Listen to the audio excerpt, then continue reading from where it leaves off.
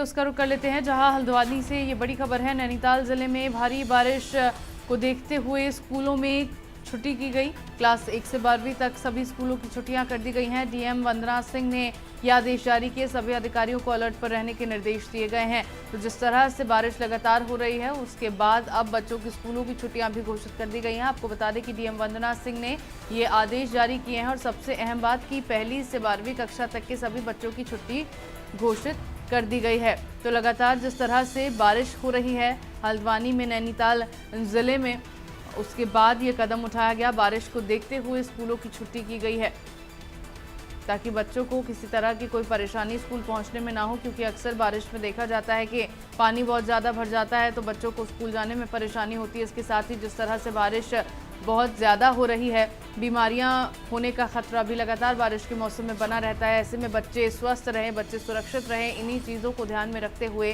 DM की ओर से ये आदेश जारी किए गए और 1 से 12वीं तक के बच्चों के स्कूलों की छुट्टियां घोषित कर दी गई हैं। तो क्लास 1 से 12वीं तक की सभी बच्चों की छुट्टी घोषित की गई है।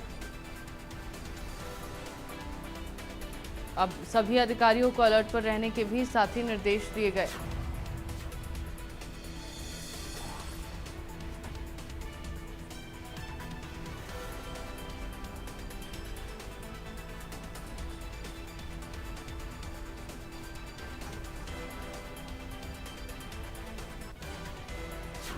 वहीं हल्द्वानी में पिछले 48 घंटे से हो रही मूसलाधार बारिश की वजह से आम जनजीवन पूरी तरह प्रभावित है। पिछले 24 घंटे में हल्द्वानी शहर में सबसे ज्यादा 206 mm बारिश रिकॉर्ड की गई है। भारी बरसात की वजह से नैनीताल जिले में 4 स्टेट हाईवे, 4 जिला मार्ग और 30 ग्रामीण सड़कें बंद हो गई हैं। इसके अलावा भवाली अल्मोड़ा हाईवे पर कई जगह भूस्खलन हुआ है, जिस पर यातायात बंद कर दिया गया है।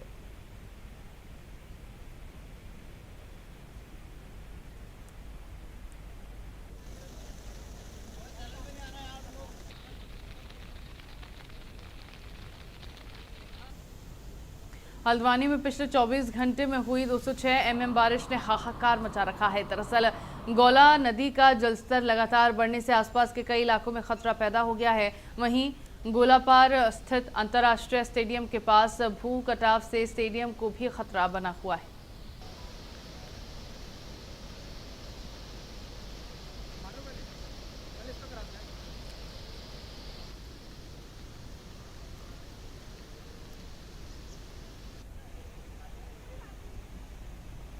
और इसी पर देखिए हमारे संवाददाता योगेश शर्मा की ग्राउंड रिपोर्ट।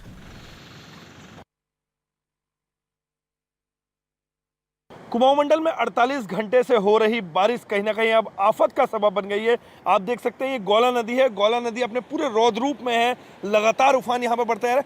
सबसे बड़ी खबर आज की ये है कि गौला नदी से स्टेडियम के पास भू कटाव हो गया। मैं आपको दिखाऊंगा, ये देखिए, ये भू कटाव यहाँ पर हो गया और इसके पास ही अंतर्राष्ट्रीय स्टेडियम है, जहाँ कुछ समय बाद नेशनल गेम्स होने हैं, क्योंकि इस बार नेशनल गेम्स की मेजबानी उत्तराखंड को मिली है। तो कहीं ना कहीं देख सकते हैं आप, इंटरनेशनल स्टेडियम को भी खतरा कहीं ना कहीं यहाँ पे हो गया है, क्योंकि भू कटाव बेहद करीब है।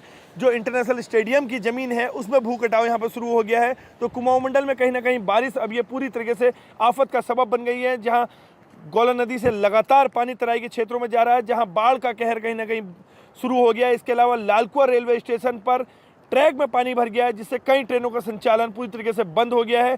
दूसरे स्टेशनों में ट्रेनों को रोका जा रहा है। तो कहीं ना कहीं अगले 2 दिन और भारी साबित हो सकते हैं, इस तरह की आशंका मौसम विभाग द्वारा जाहिर की गई है। लेकिन सबसे बड़ा मामला यह है कि आखिर राष्ट्रमंडल खेल कैसे होंगे, क्योंकि इंटरनेशनल स्टेडियम के पास भू कटाव हो गया है और खतरा अंतर्राष्ट्रीय स्टेडियम को हो गया है। हल्द्वानी से योगेश शर्मा, इंडिया न्यूज़।